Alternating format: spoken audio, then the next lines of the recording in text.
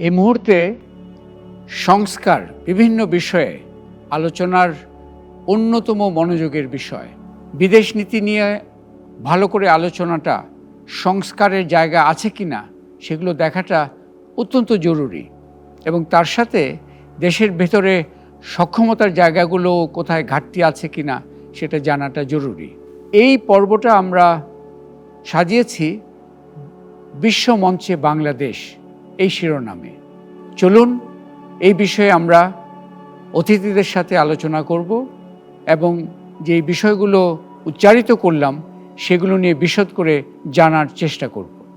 চলুন এই বিষয়ে বিভিন্ন জন কি চিন্তা করছে সেই বক্তব্যগুলো শুনে আসি।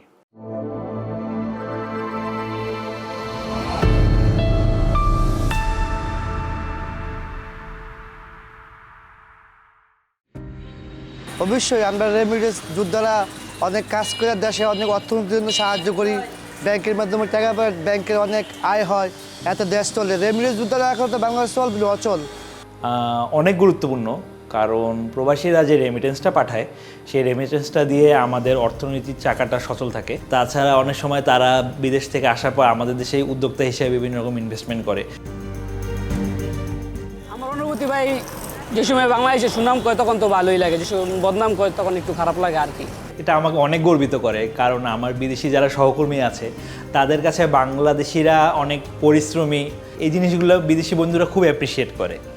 বাংলাদেশ সরকার জানলো বিষয়টা যে কাজ পাইলো কিনা, যে হ্যাঁ ভালো আছে কিনা, এই জন্য যোগাযোগ রাখা উচিত। আমার মনে হয় আরও অনেক বেশি প্রয়োজন, যদিও এখন ডিজিটালাইজেশনের কারণে অনেকের কাছেই মোবাইল, ইমো, তারপর ফেসবুক অনেক সহজলভ্য হয়ে গেছে, কিন্তু তাও দেখা যায় যে প্রান্তিক অঞ্চলে, গ্রামাঞ্চলে অত বেশি আসলে আসে না। আধুনিক প্রয়োজনীয় প্রযুক্তি যেগুলো আছে ওগুলো যদি সহজলভ্য করা যায় তাহলে খুব উপকার হবে। আমার বিদেশি বন্ধুরা চিনে এই জন্য বাংলাদেশের যে কাজের মাধ্যমে, কাজের দক্ষতা পাকিস্তানি, ইন্ডিয়ান থেকে বাঙালি অনেক ভালো কাজ করে।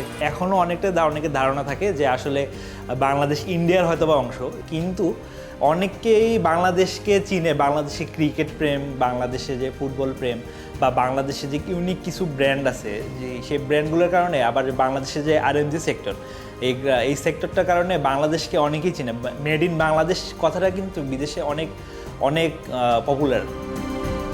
আমার মনে হয় তারা ভালোভাবেই পারছে। মোটামুটি সবার কাছে এখন মোবাইল বা ইউটিউবেরই আছে, আর বিদেশে যারা আছে প্রবাসী তারা তো আরও বেশি এসব প্রযুক্তির সাথে ইনভলভ।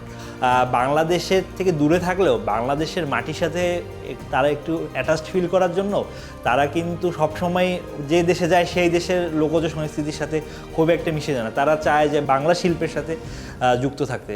সো সেক্ষেত্রে তারা বিভিন্নভাবে অ্যাক্টিভ থাকে। প্রবাসীরা কিন্তু অলরেডি অনেকটাই কন্ট্রিবিউট করতেছে আমাদের অর্থনীতিতে, আমাদের সংস্কৃতি বিদেশে পৌঁছায় দিতে। যদি আরও তারা চেষ্টা করে, আশা করি তারা অবশ্যই পারবে।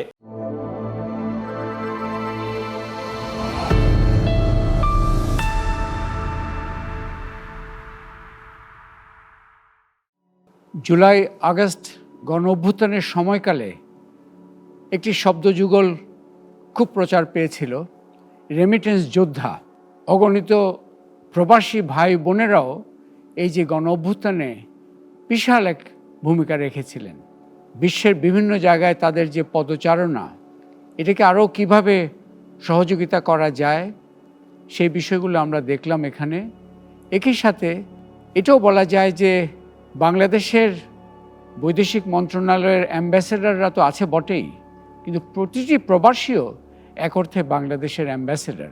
এই কথাটা আজকে ফুটে আসলো, এবং এই বিষয়গুলো নিয়ে আমরা এখন অতিথিদের সাথে আলোচনা করব।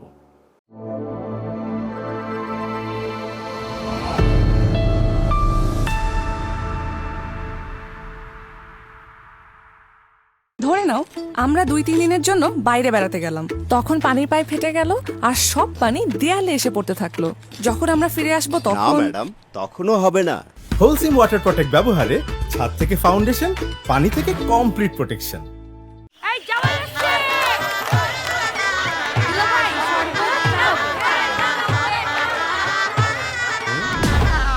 গেল কই? Super hit.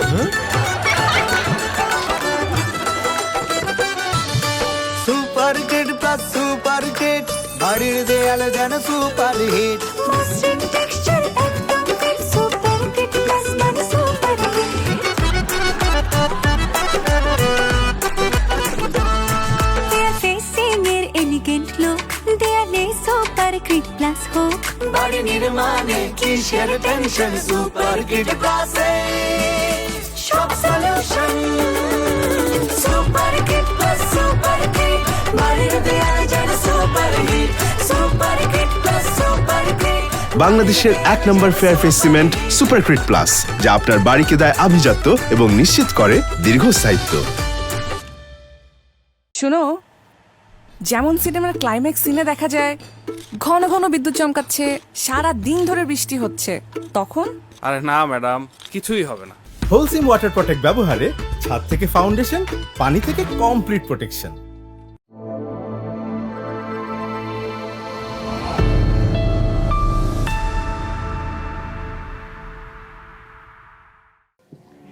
বাংলাদেশকে নতুন করে ঢেলে সাজাবার যে সুযোগ এবং সম্ভাবনা তৈরি হয়েছে, সেখানে শুধু দেশের ভেতরে তাকালে চলবে না, বহির্বিশ্বের দিকেও তাকাতে হবে। বিভিন্ন প্রতিবেশীর সাথে যে সম্পর্ক, বৈশ্বিক বিভিন্ন জায়গার সাথে আমাদের যে সম্পর্ক, বিশ্ব অর্থনীতিতে আমাদের যে পদচারণা, এই বিষয়গুলোকেও আলোচনার মধ্যে আনাটা খুবই জরুরি। আমাদের এই পর্বটা আমরা সাজিয়েছি বিশ্ব মঞ্চে বাংলাদেশ। একাধারে ভূ রাজনৈতিক বিষয়গুলো নিয়ে আলোচনা করব, আবার একই সাথে ভূ অর্থনৈতিক বিষয়গুলো নিয়ে আলোচনা করব, কারণ দুই মাত্রায় এই আলোচনাটা খুব জরুরি। আজকে বহির্বিশ্বের সাথে সম্পর্ক শুধুমাত্র ভূ রাজনৈতিক নয়, ভূ অর্থনৈতিক বিষয়টা অত্যন্ত জরুরি। এবং এই আলোচনার জন্য আজকে আমাদের সাথে দুজন অতিথি আছেন। আমার ডান পাশে আছেন আলতাফ পারভেজ, খুবই সুপরিচিত একজন বিশ্লেষক, ভূ রাজনৈতিক বিষয়গুলো বাংলাদেশের স্বার্থকে অক্ষুণ্ণ রেখে সংহত করে কিভাবে এই বিষয়গুলো নিয়ে আমরা চিন্তা করব, সেখানে দিক নির্দেশনামূলক অ্যাকচুয়ালি বক্তব্য উনি দেন। এই ভূ অর্থনৈতিক বিষয়টা নিয়ে আলোচনার জন্য আমাদের অন্য অতিথি স্কয়ার গ্রুপের অন্যতম কর্ণধার তপন চৌধুরী। আপনাদের দুজনকেই স্বাগতম। আলোচনাটা আমরা শুরু করি ভূ রাজনৈতিক বিষয়ে।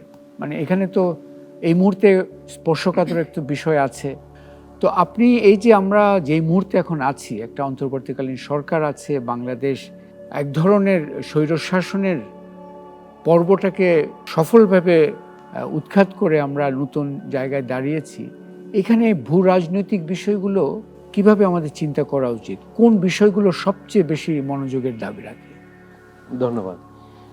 আসলে আপনি একটু আগে বললেন যে বাংলাদেশের এখন বহির্বিশ্বের দিকে তাকানো উচিত। আসলে এই গণ অভ্যুত্থানের পর বহির্বিশ্ব বাংলাদেশকে বিশেষভাবে দেখছে, কারণ যেই গণ অভ্যুত্থানটা আমরা করলাম বিশ্বের রাজনৈতিক মঞ্চেই এটা ঘটনা হিসাবে খুব গুরুত্বপূর্ণ।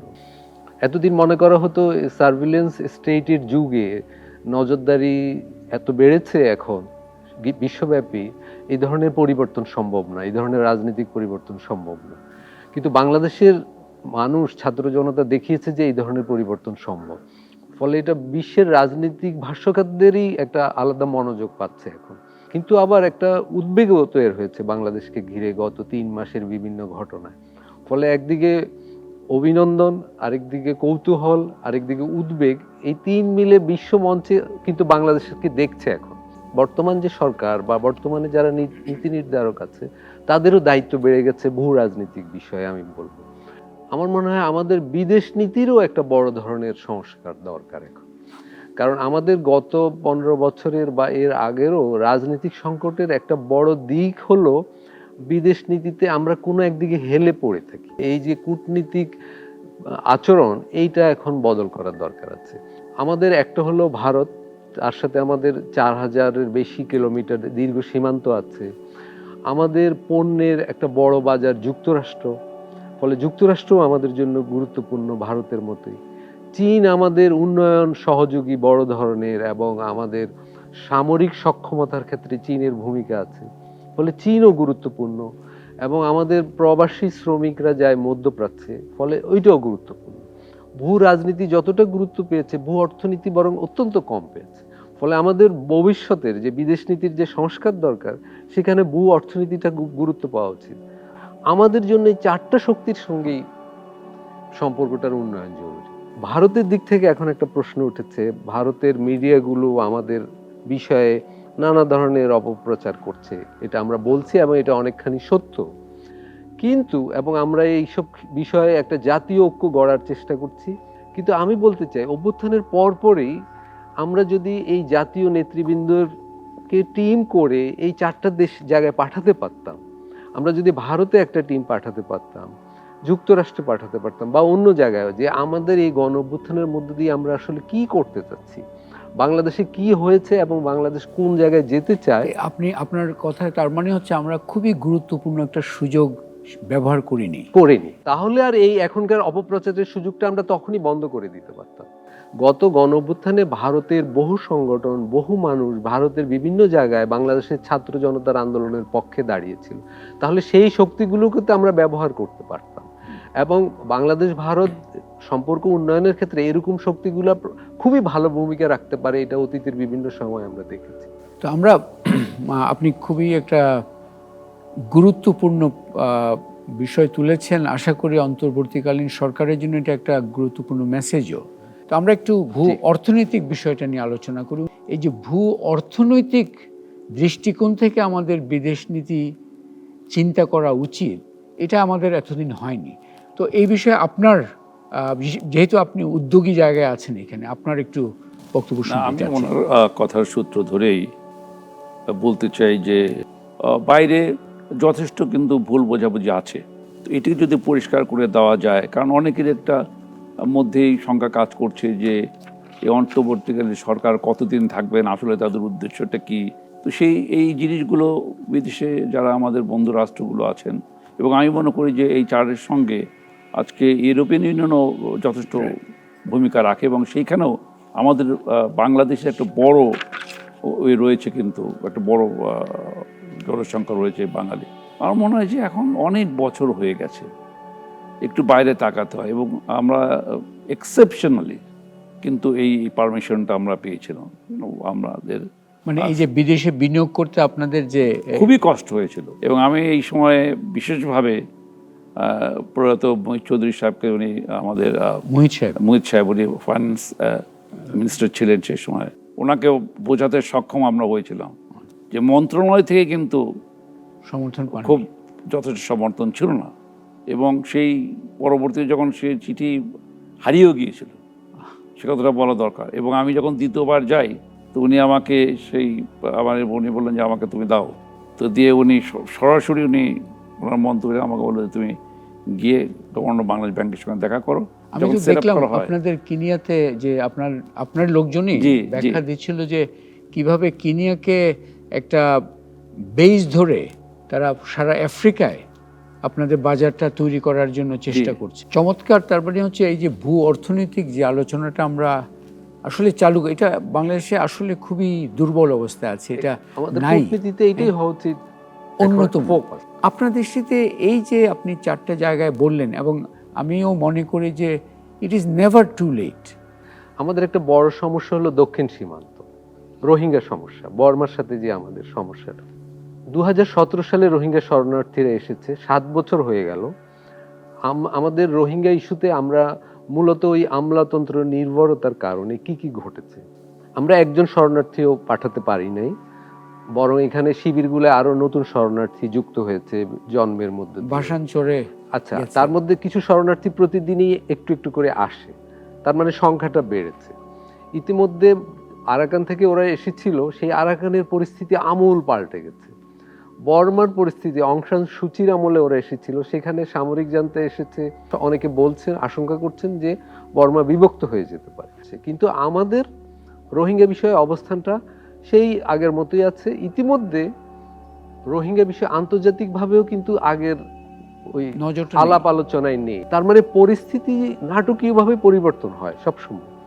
আর আমরা কিন্তু ওই রোহিঙ্গা বিষয়ে একটা অনেকটাই অস্পষ্ট অবস্থানে রয়ে গেছি। সেই অবস্থানটা হলো আমরা রোহিঙ্গাদের পাঠাতে চাই, কিন্তু এই পাঠানোর পক্ষে বিশ্ব জনমতকে কাজে লাগানো, রোহিঙ্গাদের মধ্যে একটা রাজনৈতিক নেতৃত্ব তৈরি করা এবং তাদের মাধ্যমে জনমতটা তৈরি করা, সেগুলোর কাজটা কিন্তু এগোতে পারিনি। কিছু রোহিঙ্গাকে নিয়ে আমরা অজ্ঞাত কারণে ভাষাঞ্চরে নিয়ে গেলাম। কেন নিয়ে গেলাম ভাষাঞ্চরে তারও কোনো স্পষ্ট কিছু বোঝা গেল না। এবং আন্তর্জাতিক সমাজকে কিন্তু আমরা এখন আর রোহিঙ্গা বিষয়ে টানার মতো কোনো কূটনীতিক উদ্যোগ কিন্তু নেই, অথচ এটা আমাদের একটা বড় সমস্যা। তার মানে আমাদের কি রাষ্ট্রীয় সক্ষমতার একটা বড় ধরনের ঘাটতি এখানে দেখতে পাচ্ছি, মানে চিন্তার ঘাটতি একটা, আমাদের আমলাতান্ত্রিক উদ্যোগের মধ্যেই একটা সীমাবদ্ধ থাকার প্রবণতা। ইভেন এই অন্তর্বর্তীকালীন সরকার যে সুযোগটা, আমরা যে বললাম যে প্রথমে সুযোগ ব্যবহার হয় নাই, ইটস নেভার টু লেট। মধ্যপ্রাচ্যের বা অন্যান্য দেশের প্রবাসী শ্রমিকদের অবদানটা খুব আমরা গৌরবের সাথে স্মরণ করি, এবং ডলারের পরিমাণ বাড়লেই আমাদের সবাই এই গৌরব নেওয়ার জন্য চেষ্টা করি। কিন্তু আমাদের এই প্রবাসী শ্রমিকদের এখানে তৈরি করার ব্যাপারে কিন্তু প্রযুক্তিগত দিকটা, প্রশিক্ষণের দিকটা আমরা কিছু করি নাই।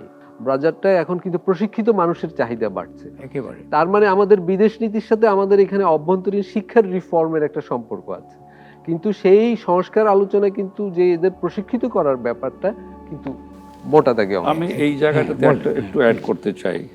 আপনি একটা খুবই গুরুত্বপূর্ণ প্রসঙ্গের আপনি অবতারণা করলেন।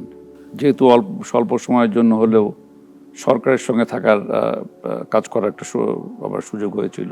সারা বাংলাদেশে যুব মন্ত্রণালয়ের অধীনে প্রশিক্ষণ কেন্দ্র কিন্তু আছে, হান্ড্রেডস অফ ক্রোড় টাকা, এবং এই সমস্ত ট্রেনিং সেন্টারগুলোর পিছনে কিন্তু খরচ হচ্ছে, কিন্তু এই ধরনের কিন্তু কোনো উদ্যোগ নেই। আপনার এই যে খুবই গুরুত্বপূর্ণ, আপনারা দুজনেই যেটা আলোচনা করছি, আমরা যে বিদেশ নীতির সাথে এই ভূ অর্থনৈতিক দৃষ্টিটা যদি দিই, তেমনি আভ্যন্তরীণ শিক্ষানীতি, প্রশিক্ষণ নীতি, এগুলো খুব জরুরি, আমূল। মানে আমি বলছি ওই মার্কেট ডিমান্ড অনুযায়ী প্রশিক্ষণগুলোকে আরও ডেভেলপ করা, ঢেলে সাজানো, সুযোগগুলো কিন্তু আছে। অবকাঠামো তৈরি করছি, কিন্তু তার একটা বৃহৎ অংশ, সেটা প্রশিক্ষণে হোক, স্বাস্থ্যে হোক, শিক্ষায় হোক ইত্যাদি, আইদার জনবিচ্ছিন্ন, ইভেন ক্রীড়ায় যদিও হোক, আইদার জনবিচ্ছিন্ন অথবা অব্যবহৃত। আমরা কিন্তু ইনফ্রাস্ট্রাকচার এর দিকে আমাদের বেশি নজর, ওই জায়গাতে আমাদের খুব অনেক বেশি ইন্টারেস্ট। দেখেন আপনি যে যদি আপনার স্বাস্থ্য খাতে বলেন, প্রত্যেকটা জেলা উপজেলায় বিরাট বিরাট হসপিটাল তৈরি করা হয়েছে। যখন খোলা হলো তখন আমাদের ট্রেন ম্যান পাওয়ার নেই। তাহলে কি করে এত হাজার হাজার কোটি টাকা আমরা দেশের অর্থ খরচ করছি, এবং আমাদের মতন একটা দেশের এই গরিব মানুষের পয়সায় অপচয় করার সুযোগ নেই।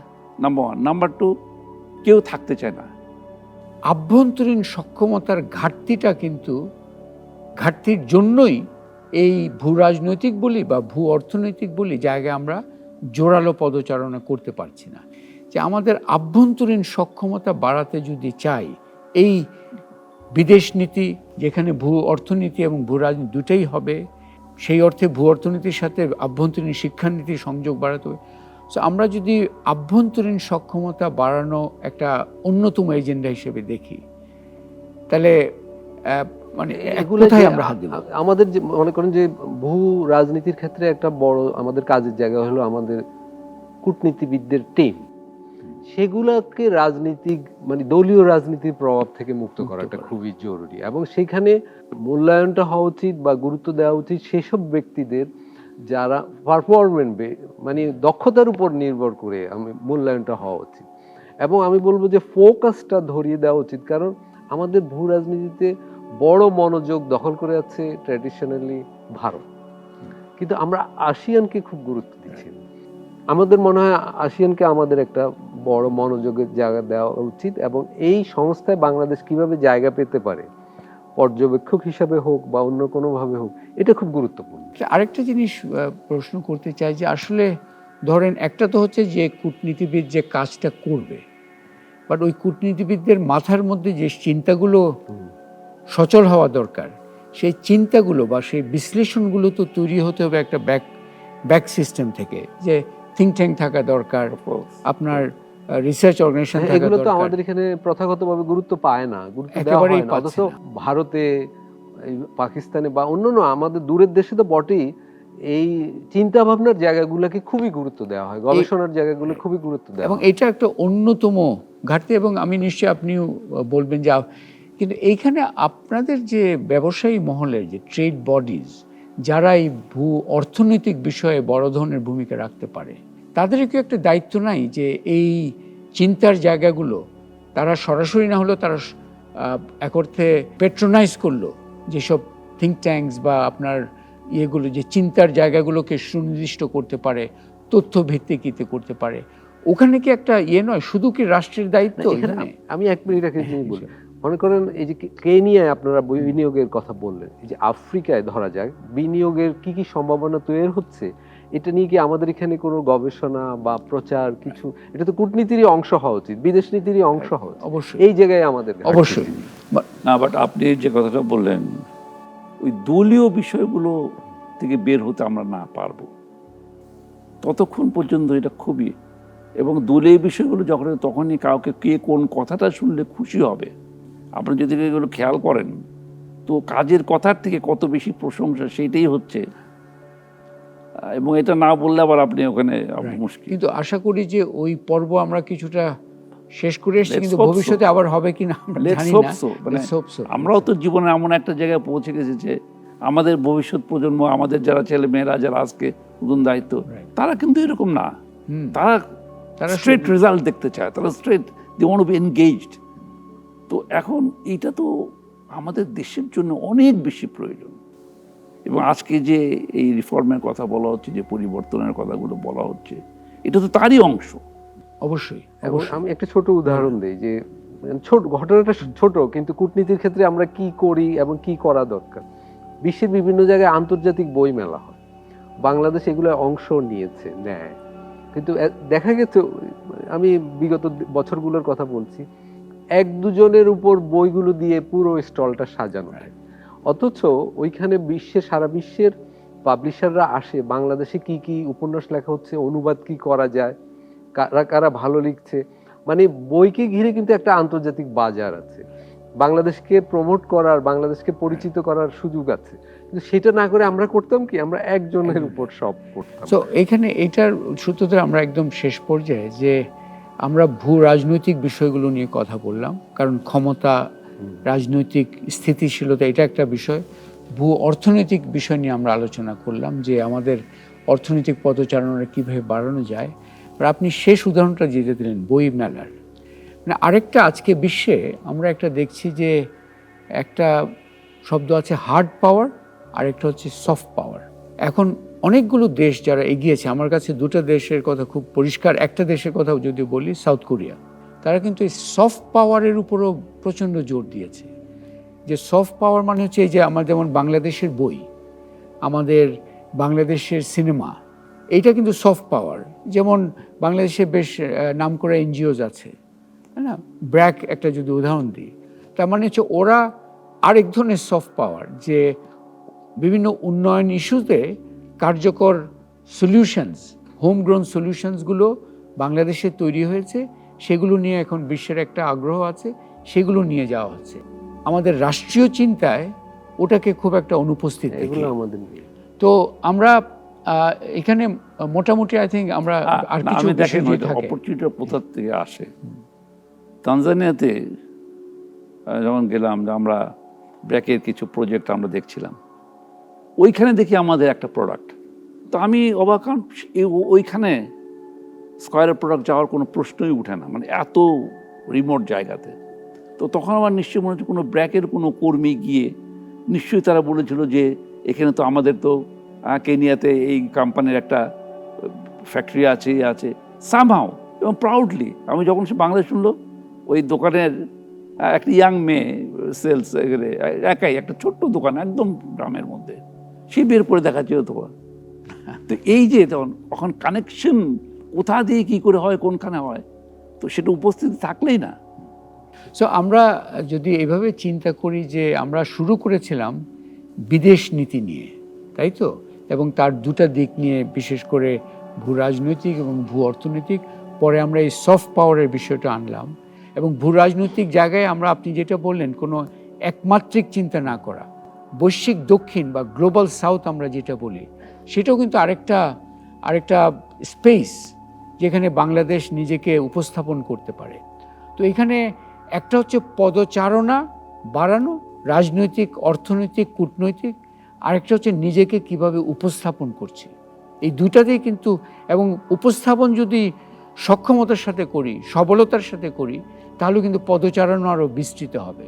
এবং এই যে কৌতূহল জেগেছে বিশ্বের, বাংলাদেশে এই গণ অভ্যুত্থান কী হলো, কোথায় তারা যেতে চায়, এখানে এটাও খুব পরিষ্কার, এটা অটোমেটিক হবে না।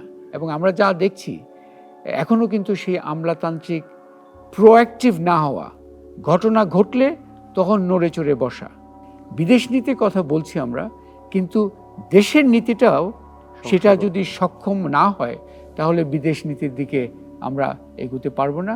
তো আমরা এইখানেই শেষ করতে চাই এই আলোচনাটা, যে বিশ্বমঞ্চে বাংলাদেশ নিজেকে কিভাবে উপস্থাপন করবে সেটা যেমন একটা অত্যন্ত জরুরি ক্ষেত্র, একই সাথে পদচারণা বাড়াবার জায়গাগুলো অর্থনৈতিকভাবে চিন্তা করতে হবে, রাজনৈতিকভাবে চিন্তা করতে হবে, এবং আমাদের একটা যেই মানসিকতা নিতে হবে যে আমরা কোনো একদিকে হেলে পড়ব না।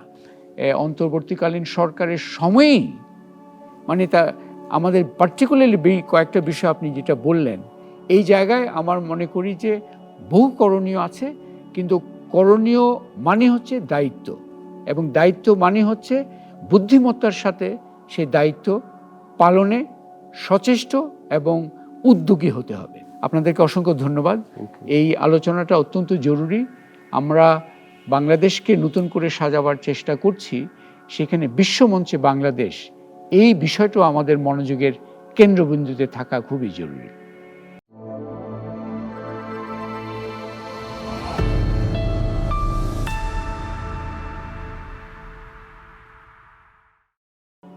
গণ অভ্যুত্থানের পরে বাংলাদেশ শুধু বহির্বিশ্বের দিকে তাকাচ্ছে না, বহির্বিশ্ব বাংলাদেশের দিকে তাকিয়ে আছে। অভিনন্দন আছে, কৌতূহল আছে, উদ্বেগ আছে। এখানে আমাদের প্রয়োজন এই কৌতূহলটা কিভাবে মেটানো যায়। বহির্বিশ্ব আমাদের জন্য শুধু ভূ রাজনৈতিক একটি বিষয় নয়, এটি ভূ অর্থনৈতিক বিষয় বটে। আমরা দেখেছি যে গুরুত্বপূর্ণ হলেও এই যে বিদেশ নীতি, সার্বিক দৃষ্টিকোণ থেকে বহির্বিশ্বের সাথে আমাদের সম্পর্ক, এগুলো কিন্তু এই সংস্কার আলোচনার মধ্যে তেমন গুরুত্ব পাচ্ছে না। প্রয়োজন ছিল এই যে বহির্বিশ্বের যে কৌতূহল জেগেছে বাংলাদেশের এই গণ অভ্যুত্থানকে নিয়ে এবং তার পরবর্তী সময়কাল নিয়ে, প্রয়োজন ছিল দ্রুতগতিতে আমাদের যে অন্যতম বৈদেশিক সহযোগী ক্ষেত্রগুলো, প্রতিবেশী ভারত, চীন, যুক্তরাষ্ট্র, ইউরোপিয়ান ইউনিয়ন, মধ্যপ্রাচ্য, আসিয়ান, এসব জায়গায় আমাদেরকে সুদক্ষ কিছু টিম পাঠানো খুব জরুরি ছিল। কিন্তু এটা কিছুতেই অবহেলা এখানে করা যাবে না, কারণ বাংলাদেশ পুনর্গঠন নতুন করে সাজাবার যে অধ্যায়ে আমরা প্রবেশ করেছি, সেখানে কাজটা শুধু ভেতরের নয়, বহির্বিশ্বের সাথে সম্পর্কটাকেও আমাদের ঢেলে সাজাতে হবে। এবং তার জন্য প্রয়োজন আমাদের নিজেদের সক্ষমতা। সেই সক্ষমতাগুলো শুধুমাত্র কারিগরি সক্ষমতা নয়, সেটা হচ্ছে বোঝার সক্ষমতা, চিন্তার সক্ষমতা, এবং আমাদের যে আমলাতান্ত্রিক সেকেলে মানসিকতা, সেটা কিভাবে অতিক্রম করব সেই সক্ষমতাও বটে। বিনিয়োগকারীরা প্রস্তুত বিদেশে বিনিয়োগের জন্য, কিন্তু হয়তো সে পারমিশনটা তারা পাচ্ছেন না। আমাদের আঞ্চলিক বোঝাপড়ার জায়গাগুলোকে আমাদের প্রোঅ্যাক্টিভলি সমাধান করার উদ্যোগ নেওয়া দরকার। এ বিষয়ে আমাদের চিন্তার জায়গাগুলোকেও শক্তিশালী করা দরকার। বিশ্বমঞ্চে বাংলাদেশ অবশ্যই মর্যাদার এবং সক্ষমতার সাথে দাঁড়ানো প্রয়োজন, এবং সেজন্য সকল মহলকে, রাষ্ট্রীয়, রাজনৈতিক মহল, ব্যবসায়ী মহল এবং সমাজের চিন্তা যারা করেন, সবারই এখানে সচেষ্ট হওয়া অত্যন্ত জরুরি।